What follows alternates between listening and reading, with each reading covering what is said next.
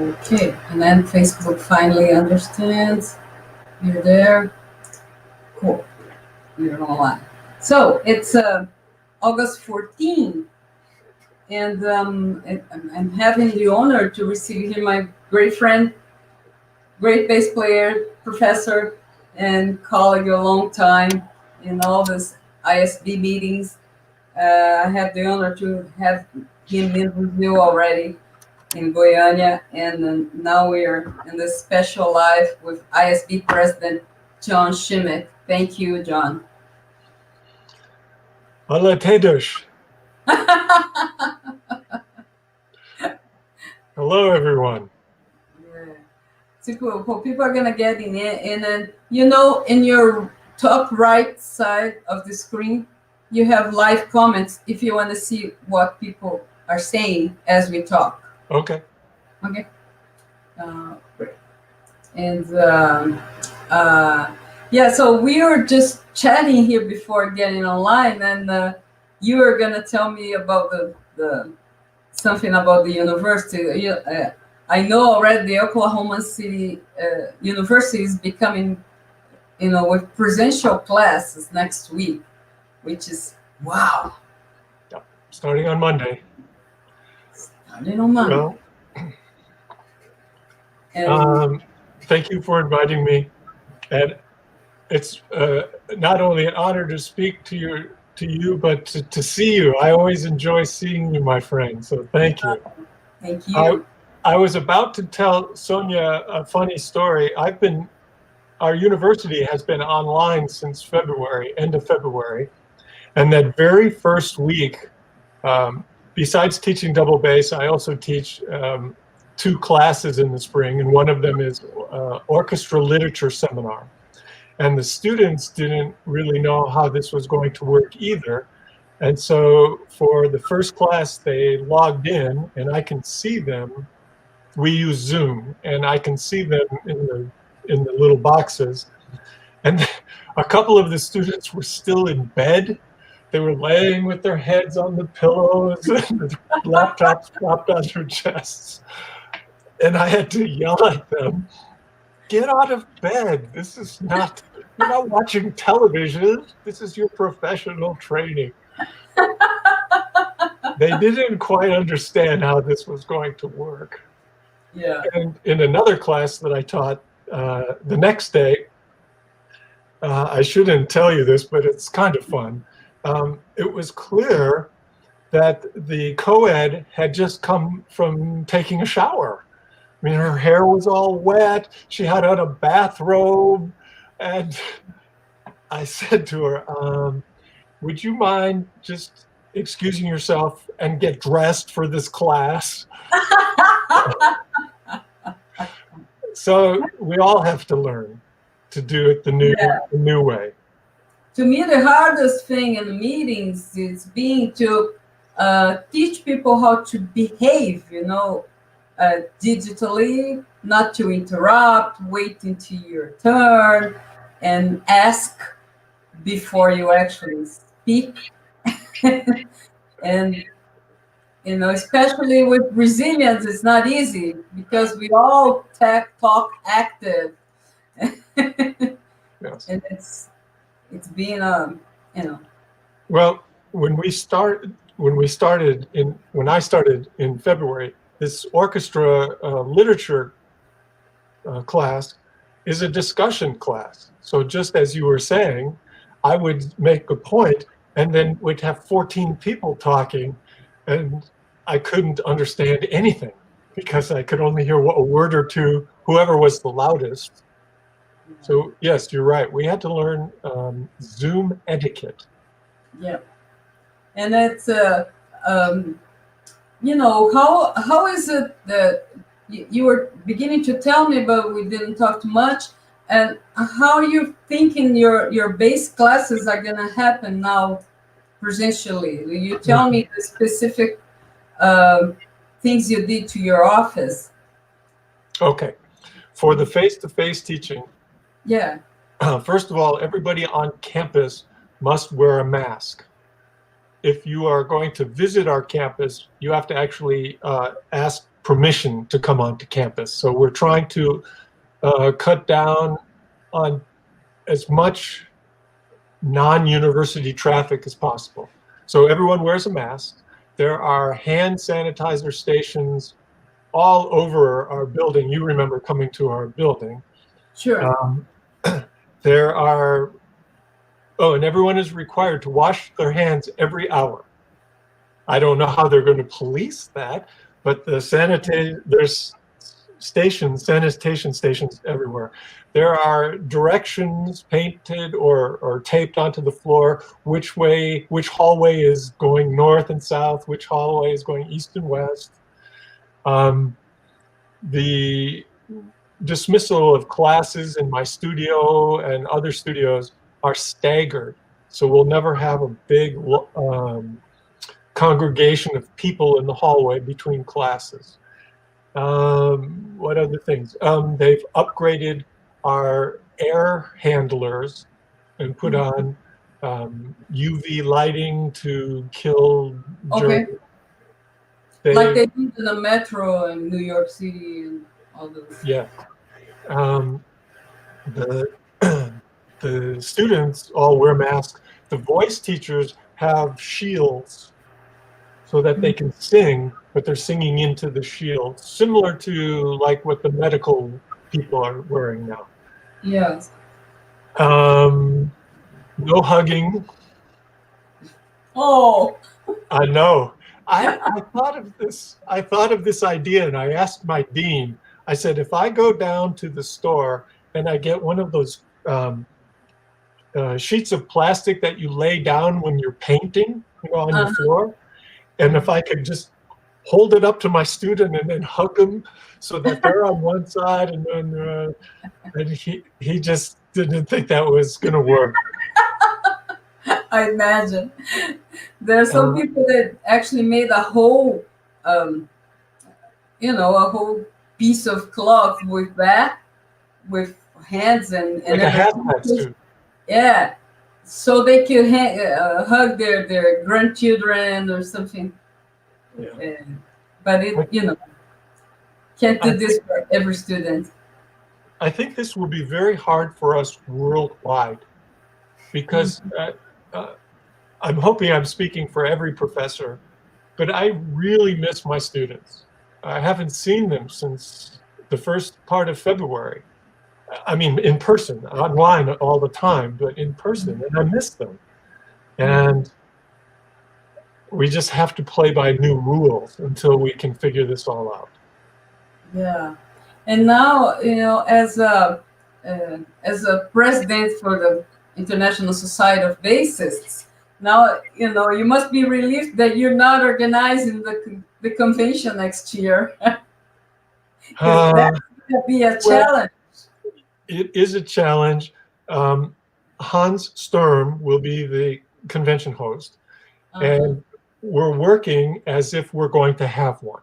We're hoping that we're going to, but we tried out the International Symposium. We will have a convention. We're just not sure it could be in-person convention.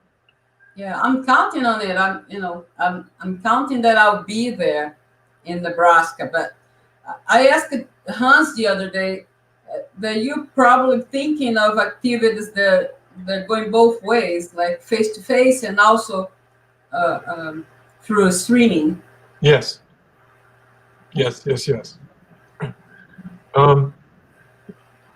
Related to that, this summer I started that new program called ISB Center Stage, where we've been having guests, and it doesn't always have to be the big names. I created this as a forum, as a venue for anybody. So now that we've been doing it a couple of months, I'm hoping that even some of maybe your students or your listeners, if they have an idea, send it on up, and maybe we can do that. On the 29th, by the way, here comes a commercial. On the 29th, I'm doing the second interview with Gary Carr, because I received so much feedback that 1 hour wasn't long enough. So I'm going to do the second hour, but on the second hour, this time, he's going to talk about teaching specifically, not so much about himself, but more about teaching. So I think that will be a good one. So that's Saturday, the 29th The at 2 29th. o'clock CDT. CDT. Okay. Can you? Do you think you can send me? You can send me the link for Sure. the first interview on a private chat so I can share with people. Or this is not shareable. I think they're all posted now on the ISB website. Oh, okay. Okay. But I can, if you can't get there, let me know and we'll get it to you. I probably can get it. Yeah. And So I was telling you about teaching face to face. May I tell you a little bit about how I've been teaching with sure. Zoom? Sure. That's okay? Sure. All right. Yeah. So mostly I teach synchronously. We can't play at the same time because of the delay, but I do like to see my students doing it. I'll show you. I use where is it? Here. An external microphone. It's made by the company called Blue. It's Blue. It works pretty well for hearing the bass notes. If you just play with Zoom, it cuts out around a D, open D, and then you never hear anything below. So this external mic seems to work pretty well, and so that's what I'm using when I play for them.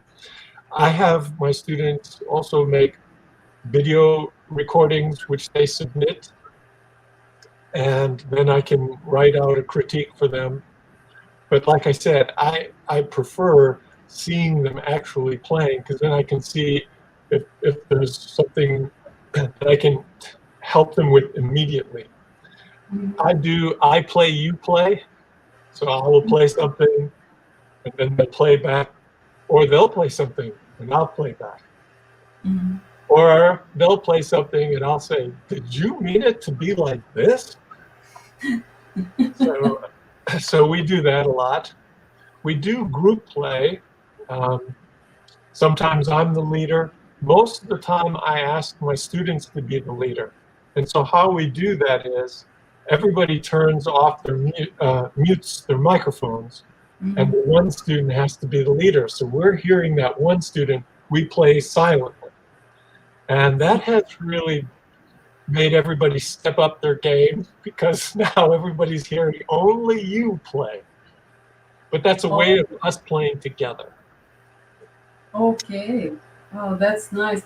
And you doing you've done some of this Zoom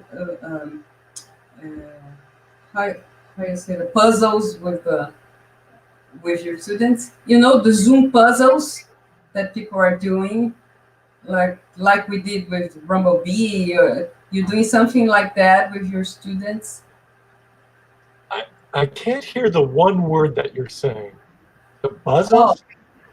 Yeah, like you Zoom, you do that collaborative program video with. Oh yeah. Separate. Yeah. Some other things that I do with my studio is with Zoom, I can do screen share. And so we'll use YouTube.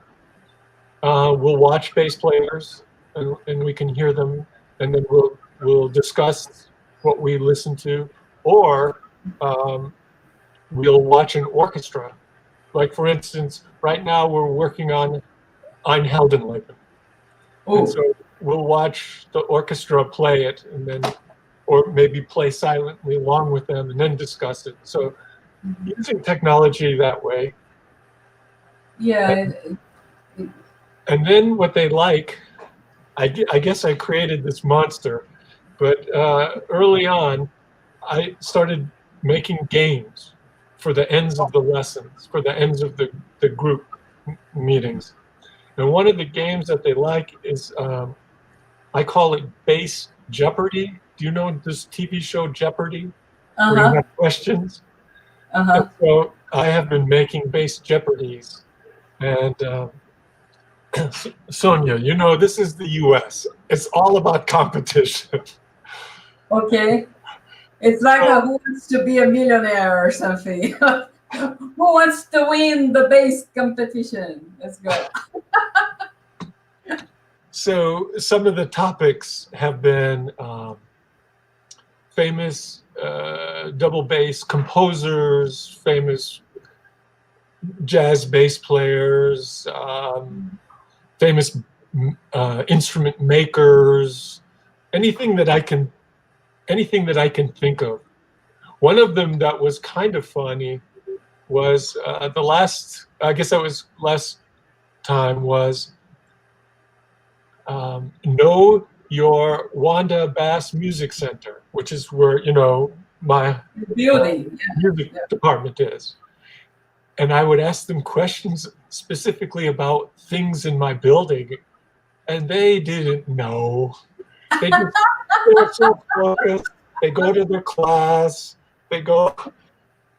So they were pretty embarrassed about that. But just right now the times are so serious and so troubling that I just feel like we have to do something for fun.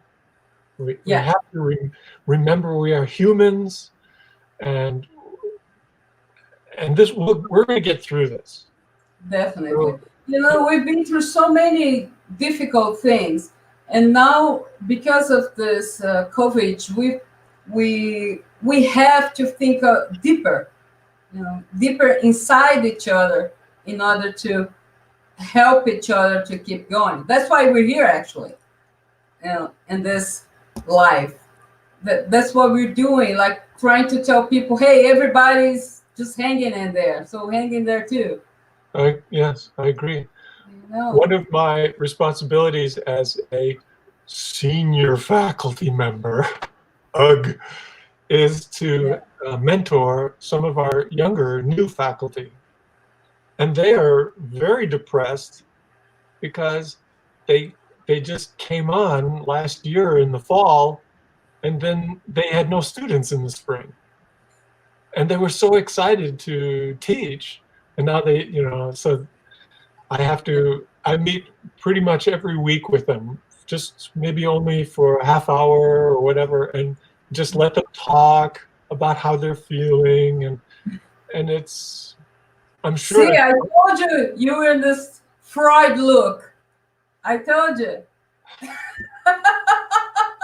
well, I'm sure that everybody probably is saying the same things. Yeah, I'm kind of coaching my new colleague on a popular base, and he's of course just got in like in January, and he signed contract in the middle of the pandemic 2 months ago.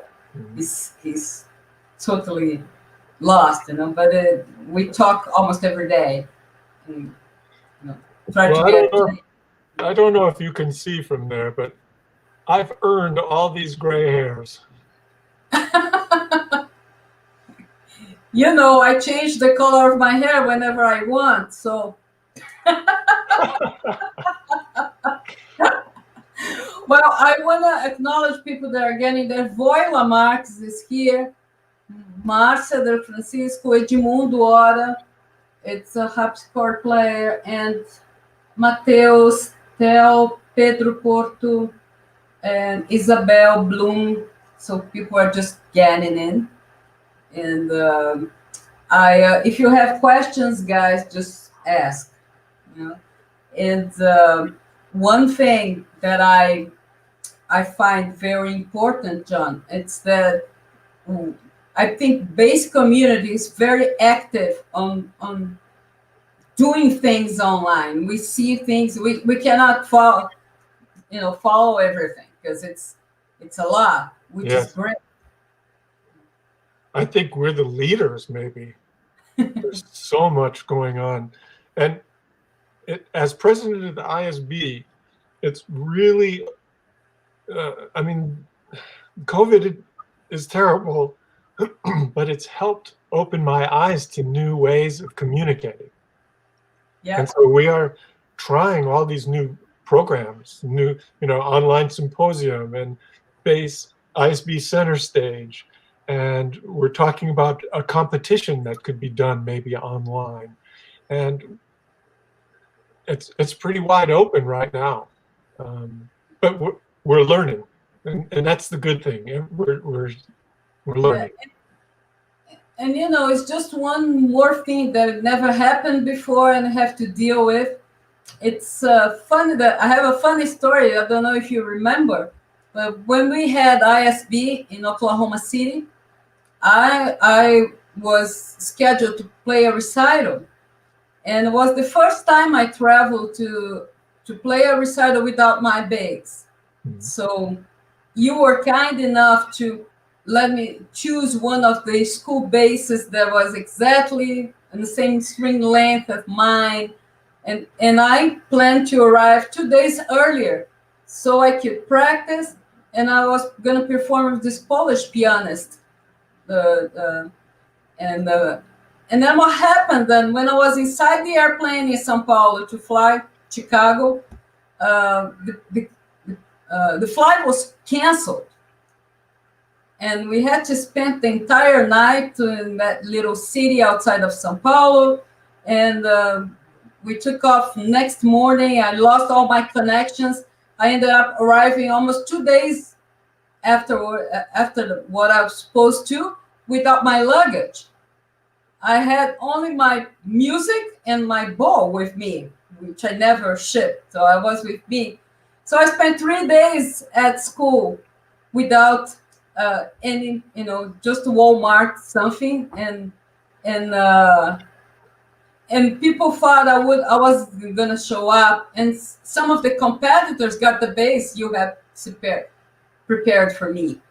So I had no clothes, no bass, no time. Madeline gave me one of the convention T-shirts. And that's how I performed, with that T-shirt. I remember that. Do you remember that? Yeah. I performed shoeless, and I got on stage and I was scared to death. And I told people, all that silence, I said, as you can see, my luggage is not here yet. So everybody was laughing. And then I performed, and it was cool. I did not know the story. I didn't know the story. Wow. It was something. Nothing was the way I planned. And I did plan it very well. So it kind of reminds me, so many things that we have to deal with. It's not the way we planned. And right. I could have just canceled, but I said, no, let's do it. And it was good. It was one of the best performances I did. So it was fun. And this day I had Rufus Reed got there, and I said, Sonia, in all these years at ISB, I never watched a full recital of yours. So today I'm gonna see it. That's the one I felt like I was gonna die, but anyway. It's very special. Oklahoma City is very special for me. Yeah, but that's why we are bass players.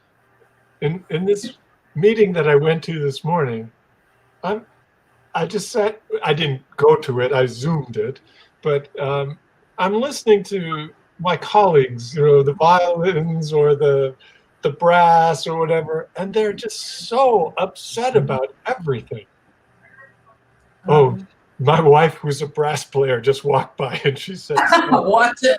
But, we're so used to always being so far in the back of the orchestra that we're almost off stage because the cellos need more room, or, when we're playing a club date or something, it never goes as it's planned. So why get upset about something that you have no control over? Just make the best you can. Sure. Sure. Does anybody have a question for Yeah, me? there's a comment for you by Edmundo. Do you I don't see? see any. On live comments. You click on live comments. Oh, there they are. Yeah, it's a harpsichord player. It's a wonderful harpsichord player from the State University of São Paulo, of Campinas, sorry. And he's saying, when people realize that human life is more important than anything else, and the friendly relation between us is what values, what a beautiful world. No competition anymore. Yeah, it is. It is. It's just a comment. I see on the screen, Voila. Voila, yeah. Oh, I'm so happy to see you in your little picture. I remember you well from the time I was in Brazil. Yeah. Marcia Del Francisco, it's a cello, Brazilian cellist, and she lives in Brussels. You know, John is with some difficulties on listening to me, right? Who else? And today is a sad day for us here at UFG because we lost one of our students for No. Yeah, and almost every day there's something like this now. So, but it's inevitable, and I just hope that people realize they need to wear masks and not going out. We do not have face-to-face classes at our university, but the community in general, it's not being very responsible here in Brazil. So I'm sorry. Let's see how it's gonna be. But this particular student had cancer, and it happened this morning. So I know you remember my son Joel, and sure. Joel was working and living in Manhattan, in New York City, and just my wife Penny and I were so happy when he got furloughed, which means he didn't lose his job. He just is temporarily out of work because he's come back home. We just didn't want him living in that, because there's nowhere you can go to be by yourself in New York. Yeah. So, but yesterday he got a phone call, and they're thinking about having him come back. Oh, yeah. No remote work. He's not gonna be allowed to work at a distance. Well, he's negotiating that. Oh, okay, that's great. So Voila is saying, I'm very happy to see you too. We gotta see each other this way now. And Edmundo, you watching us on Facebook and YouTube. That's amazing. He's watching us in two places at the same time. Maybe I could say something about auditions, because that was part of this meeting that I went to. Okay, I can tell you how. This morning. Yes, I can tell you how we're going to do it, and I'm pretty sure everybody will adopt the same plan.